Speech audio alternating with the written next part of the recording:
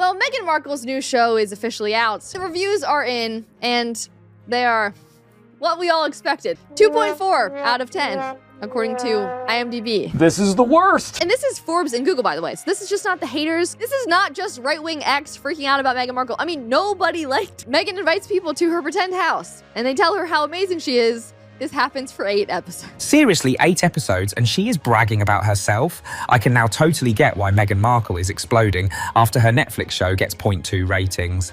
And guys, honestly, it's hard to watch. Who wants to watch Meghan Markle bake a pie? The Duchess of Sussex is trying way too hard to connect with everyone by baking pies, but instead of applause, all she's getting is rotten tomatoes. A way to decorate. But again, why am I watching a Netflix show about a woman putting pretzels into a plastic bag? She says she uses a whole pack of pasta so her kids can have some lunch for the next day.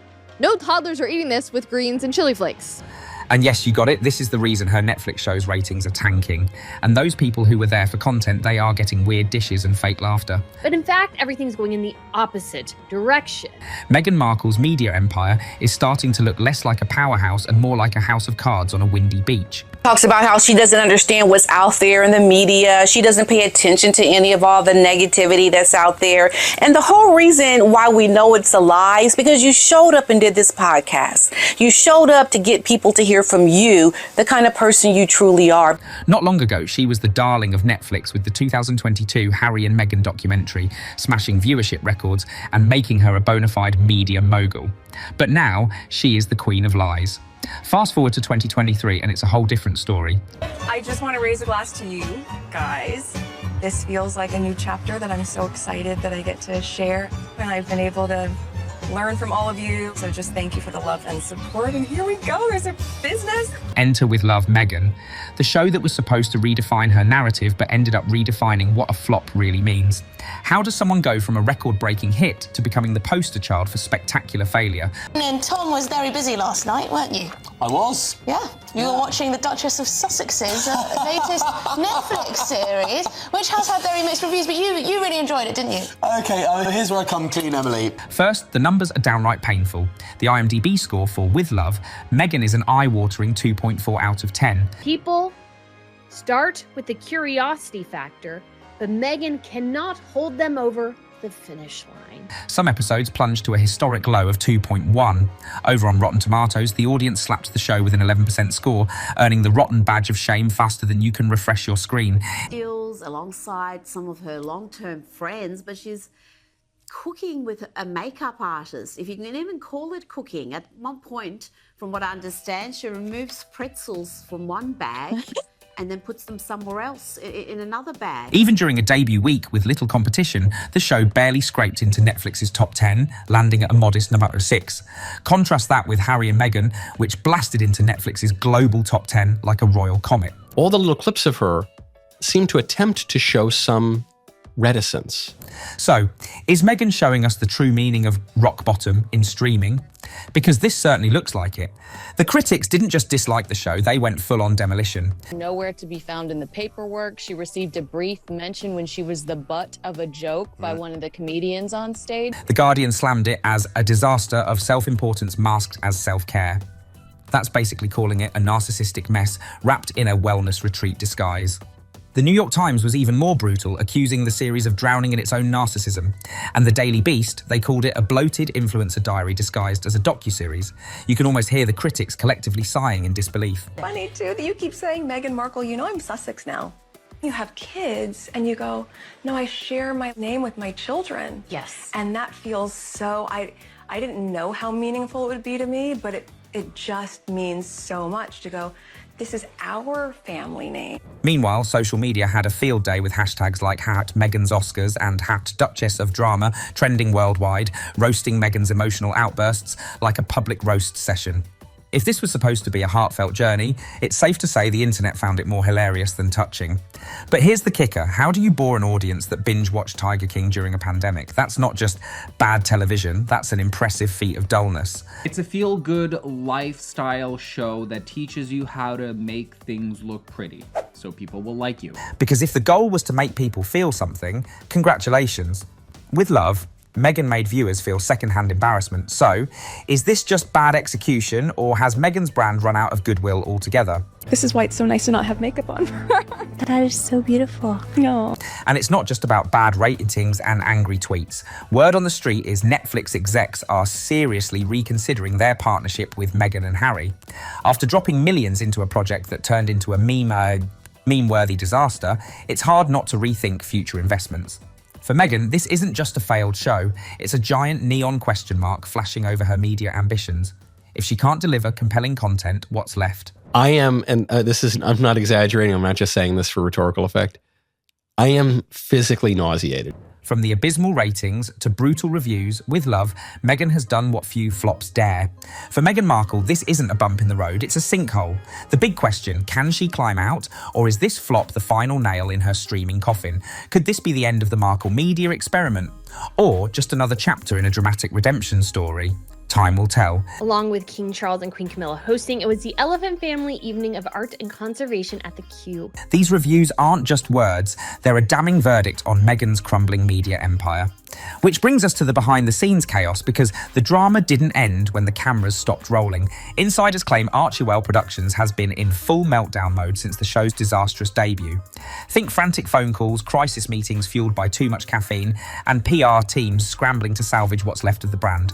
Lawsuits and branding disputes are reportedly piling up faster than Meghan's jam jars. Consistently throwing herself in front of all of us. And you would think that after a while, this would start to result in strong dividends. Speaking of jam jars, yes, Meghan tried promoting homemade bath salts and jams as part of her lifestyle brand. Sounds charming, right? Because this deserves to be in the all-time record books of marketing business fails. Product launch, brand launch, whatever fails. Because it's a failure. It's an absolute disastrous. Except FDA regulations reportedly weren't so charmed.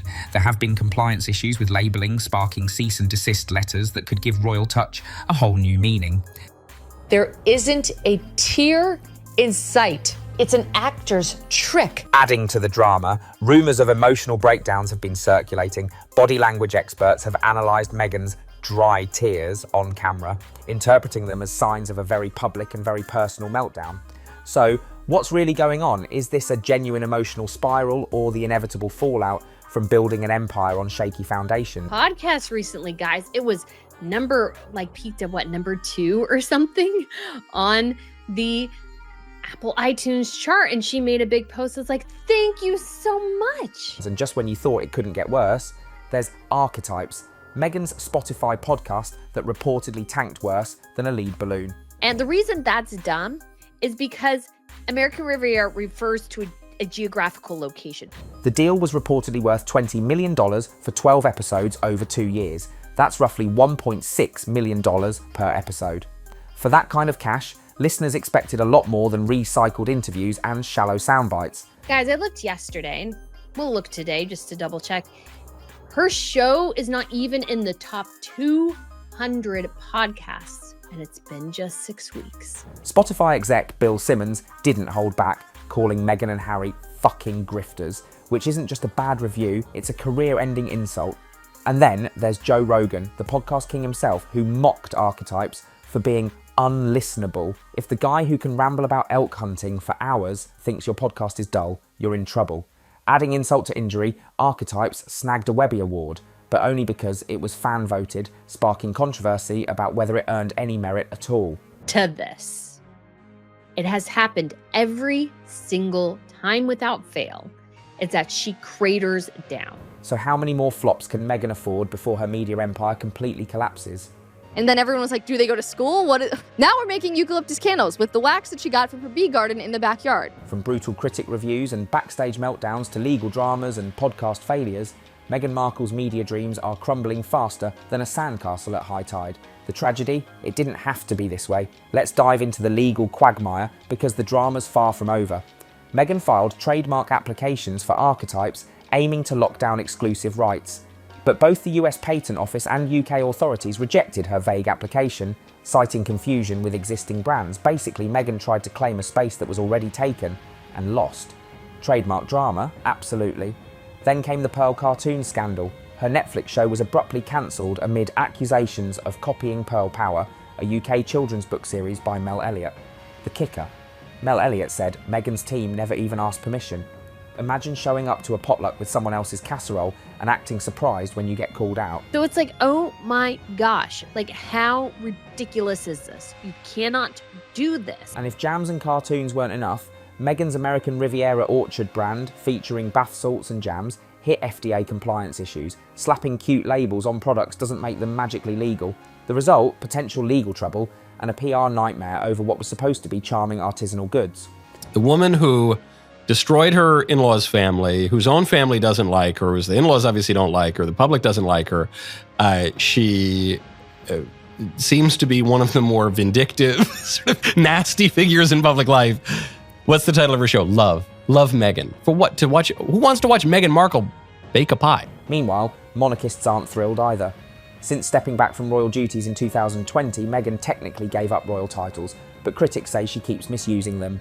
Traditionalists see this as disrespectful, sparking angry backlash and palace eye rolls. So, if even monarchists are throwing shade, how long can this branding circus last? That's what she wanted from everyone. She wanted everyone to say how wonderful she was. And 2 or 3 of them were all saying, oh, I love it, Meghan, when you're really you.